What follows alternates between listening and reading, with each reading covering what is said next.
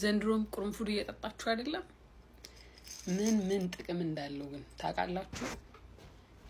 ለጥርሳችሁ፣ ለሆድ መነፋት በጠዋት እንደዚህ በትኩስ ውሃ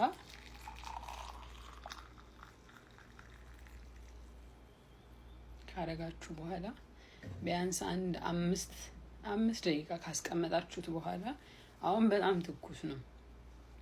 እኔ ቀድሜ ሰርቻለሁ ያው ላሳያችሁ ብዬ ነው። ከዛ እንደዚህ ከለሩን ይለውጣል። አያችሁት? ያን ያህል ማብዛት አያስፈልጋችሁም። እኔ በጣም በቃ ከመልመድ የተነሳ በጣም ስለወደድኩት ነው።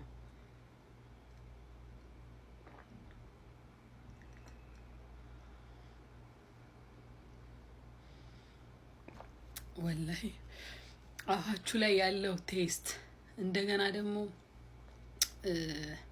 በቃ ይሄ ለሆዳችሁ መነፋት ምናምን ለምግብ መፈጨት ብቻ ማለት ነው። የቁርንፉድ ጥቅም ብላችሁ እኔ ብዙ አላብራራም፣ ጠቅሞኝ እንትን ስላልኩ ላጋራችሁ ብዬ ነው።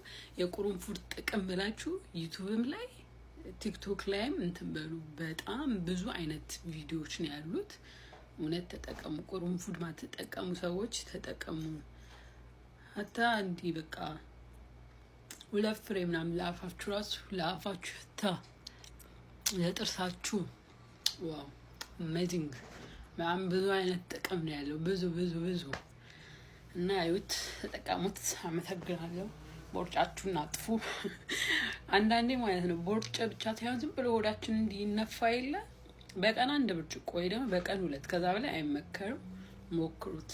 እውነት ለፊታችሁ ጥራት ወዛም ነው የምትሆኑት። በደንብ ልታዩበታላችሁ። ሞክሩት። አመሰግናለሁ። ከጠቀማችሁ ላይክ ሼር አድርጉ። ወዳችኋለሁ።